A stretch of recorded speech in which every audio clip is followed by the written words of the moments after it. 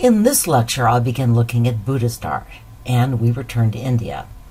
In an earlier lecture, I talked about the Axial Age. A number of religions were born in the centuries just before and after the turn of the millennium, at a time when traditional society was in some ways being transformed or even breaking down.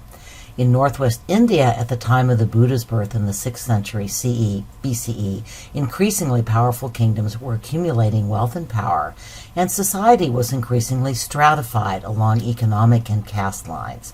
The lives of ordinary people came under more strain, and the traditional religion was not meeting their needs.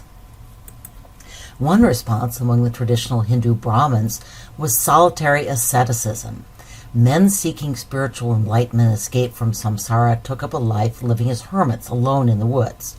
Another response was adopted by Brahmanas, or groups of wandering beggars who lived together in the forests with no caste differences as a spiritual community.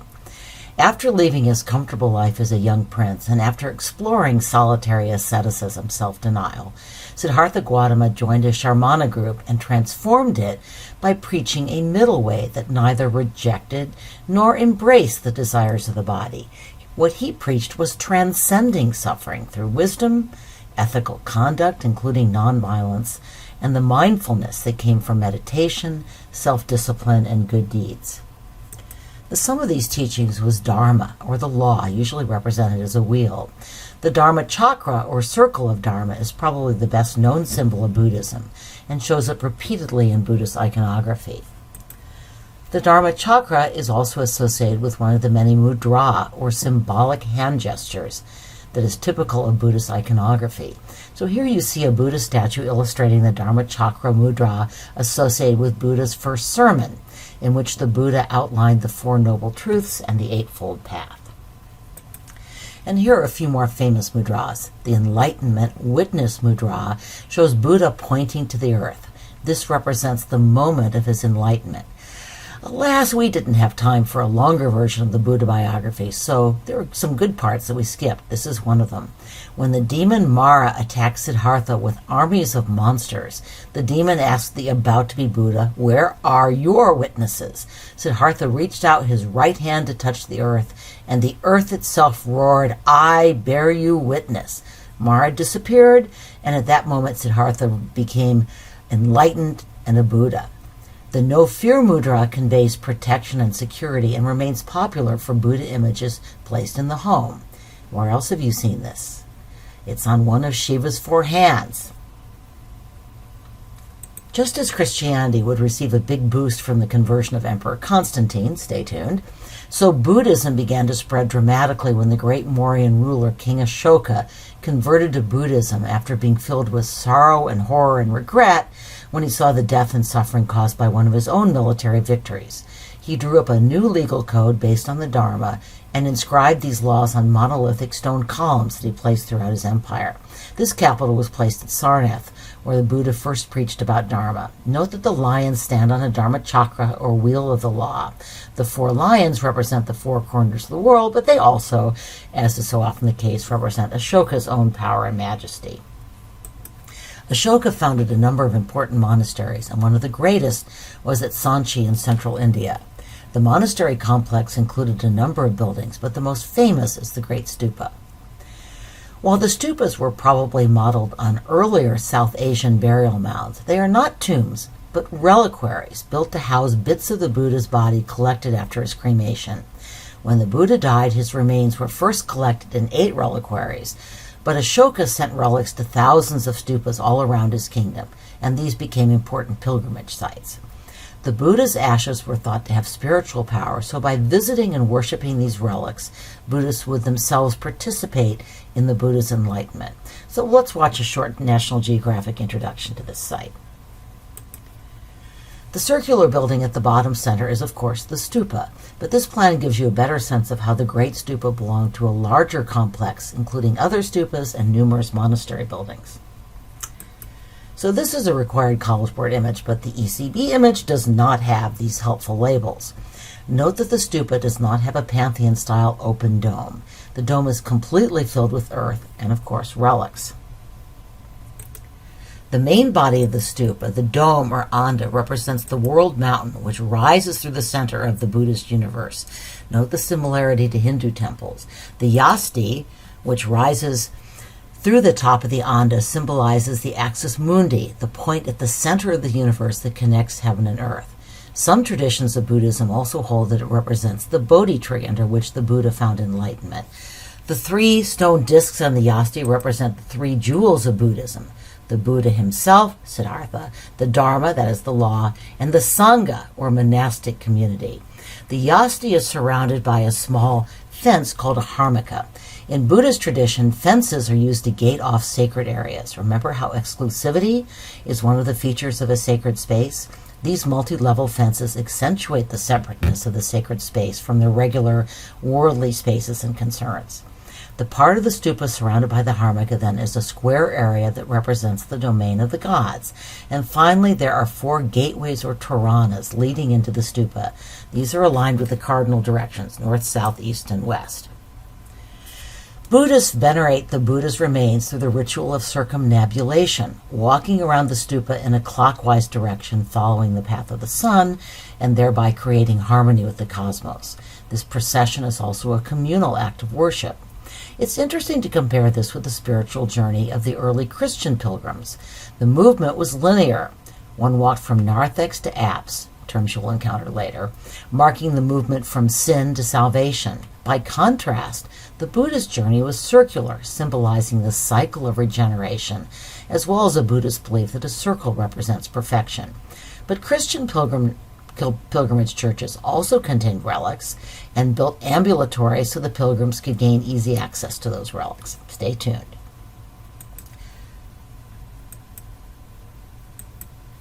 The gateways again open to the 4 cardinal directions from which spiritual energy flows throughout the world. The gateway to the stupa is covered with friezes that depict stories from the Buddha's life and also from his past lives. The Buddha is represented by symbols: the lotus, the wheel, a riderless horse, an umbrella held above a throne, footprints, and the 3 jewels, which again symbolize the Buddha, Dharma, and Sangha. As you saw from your homework, one of the carved figures on the Torana is a Yakshi, an Indian goddess who represented fertility and agricultural productivity. Buddhists reinvented her to represent the Buddha's mother, Mara. Again, we see Hinduism reinterpreted, but we also see that Hinduism and Buddhism coexisted in India. The woman and tree motif carried an added dimension of meaning due to the wildly prevalent ancient belief that by her very touch a woman could cause a tree to blossom or bear fruit. Again, notice how deeply both Hinduism and Buddhism revere the creative power of women. We'll see similar themes arise powerfully in Christianity with the veneration of Mary. Also note the comfort with sensuality in Indian religious art. Buddhism, like Hinduism, regarded sexuality and spirituality as variant forms of a single fundamental cosmic force. And this contrasts with Christianity, which, especially in the Middle Ages, was associated with a distrust of sensuality and a preference for monastic celibacy. Of course, Buddhism and Hinduism also have strong traditions of monasticism and celibacy. And now finally we move on to images of the Buddha, which is probably what most of you think of when you think of Buddhist art. First, let's watch this introduction to Indian images of the Buddha. Images of the Buddha himself did not appear for at least 400 years after his death. But as the video indicated, the demand for devotional objects eventually overwhelmed the aniconic impulse, that is, the impulse not to show human figures. Here we see the meditating Buddha. It is not a required work, but I will use it to introduce some of the iconography of Buddhist representation and the culture that produced our next required image, the Buddhas of Bamiyan. Gandhara was part of the Kushan Empire. It was located near overland trade routes, which also linked it to ports on the Arabian Sea. As a result, Gandharan art incorporated Indian, Persian, and Greco-Roman styles brought to Central Asia by Alexander the Great. You can see the Greek stylistic influence in the facial features, the curly hair, and classical costumes. Images of the Buddha and Bodhisattvas from Gandhara somewhat resemble sculptures of Apollo, Athena, and other Greco-Roman gods. Buddha's sculptural drapery, however, tends to be more symmetrical and regular in keeping with the serenity of the Buddha. The slide also shows some of the Buddha's characteristic iconography. The halo is common in depictions of the Buddha. Sometimes it's shown as a circle of light, sometimes as a flame. The Ushnisha, or top knot, symbolizes his role as a spiritual guide for his followers. The Urna is the third eye, symbolizing the Buddha's ability to see into the divine world. And the mudra, or hand gesture, of this Buddha is the meditation gesture. And now you see why I showed you another Gandharan image of the Buddha before we arrived at our required work. Our required work is gone. Let's watch a very short excerpt from a National Geographic video on the lost treasures of Afghanistan. It includes some footage of the Buddhas before they were destroyed. Here's a closer look at the colossal Buddha before its destruction. The smaller of the two destroyed Buddhas on the left is the Sakyamuni Buddha, or the historical Buddha, Siddhartha Gautama. By this point in Buddhist history, however, Buddhists were worshipping a wide range of manifestations of the Buddha, including the Buddha from his earlier lives and the Vairocana, or cosmic Buddha, the universal Buddha from whom all other Buddhas emanate.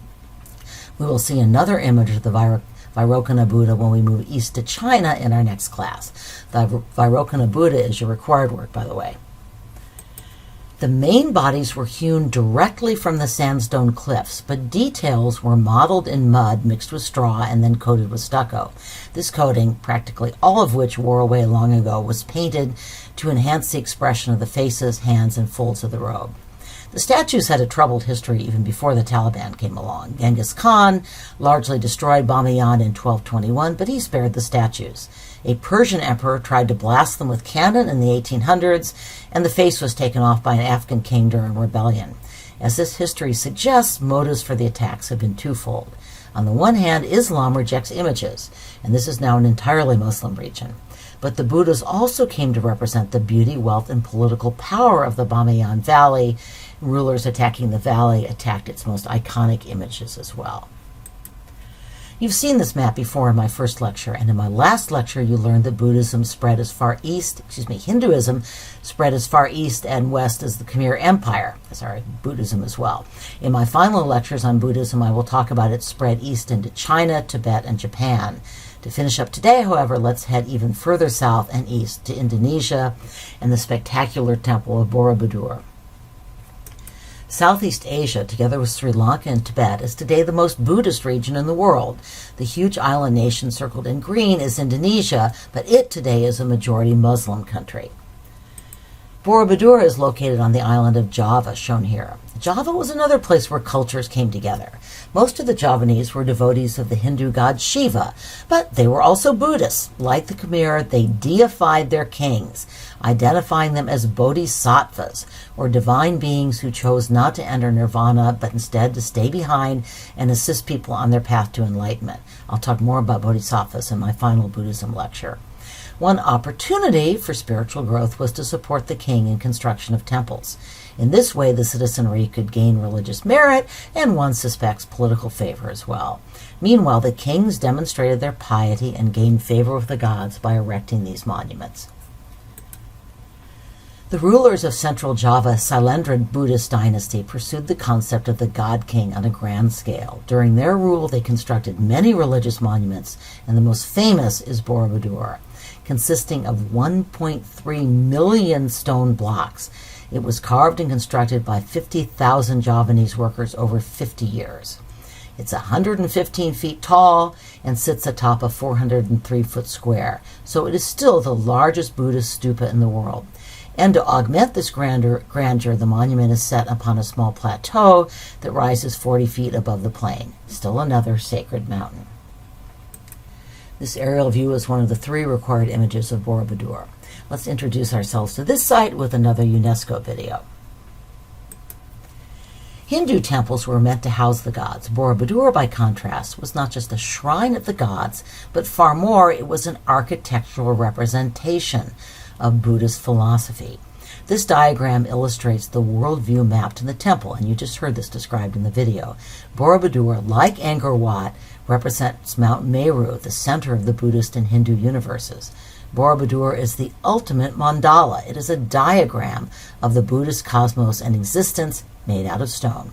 Moving around it and ascending to its summit, pilgrims relive their own previous lives and those of the Buddha. They also anticipate their future enlightenment. So they ascend from the human sphere of desire to the philosophical sphere of form, and finally they arrive at the uppermost stupas, the sphere of formlessness or pure enlightenment, nirvana. This symbolizes the Buddha's ultimate achievement in nirvana, his escape from samsara. Each of the stupas originally contained a statue of the preaching Buddha seated in a yoga position, and they surround the largest uppermost stupa. In the physical act of following the galleries clockwise around the monument, the devotees again follow in the Buddha's footsteps. They also emerge from darkness into light. Note that this contrasts with some of our other temples, where worshippers delve even deeper into cave-like structures toward a dark inner sanctuary. The Buddhas in the niches of the fifth balustrade level, 64 in all represent the Vairocana or cosmic Buddha, and all form the same teaching Dharma Chakra Mudra, the wheel of law. Here's just one of the many carved narrative friezes that an ascending pilgrim would see, but it's the one the College Board picked out for us. This frieze recounts the circumstances of the historical Buddha's birth. His mother, Queen Mara, had a dream that an elephant had entered her womb, really the Buddha in the shape of an elephant. During her pregnancy, the queen acquired certain powers, such as the power to heal disease. Queen Mara asked the king to be allowed to give birth in the Lumbini pleasure garden. The queen set out for the garden in a carriage, the scene captured in this frieze. When she arrived, she walked until she came to a tree, which magically bent down for her. She grasped the limb, and the Buddha emerged from her right side. Note the parasols, again, symbols of royalty. Boromidor lay hidden for centuries under layers of volcanic ash and jungle growth. It was rediscovered in 1885 by employees of the Dutch East India Company, which made a partial reconstruction. And then UNESCO, the UN's cultural organization, undertook a major reconstruction in the 1970s. Buddhist worship has returned to the temple. Once a year during the full moon in May or June, Buddhists in Indonesia celebrate a festival, Vesak, commemorating the life of the Buddha. Although about 90% of Indonesians are now Muslim, Vesak is a national holiday in Indonesia. In our next class, we'll finish up our all-too-quick survey of Buddhist art with a trip to China, Tibet, and Japan. But first, if you have time left, and you may not, we'd like you to get into groups and spend a few minutes comparing the temples that we have studied in Units 2 to 4. The Temple of Amun-Re at Karnak, the Parthenon, Lakshmana Hindu Temple, the Great Stupa at Sanchi, and Boromidor. We're not looking for identifiers or even the big four. Instead, we'd like you to jot down notes about how your assigned work reflects these four elements of a sacred space that I've talked about several times now. And be prepared to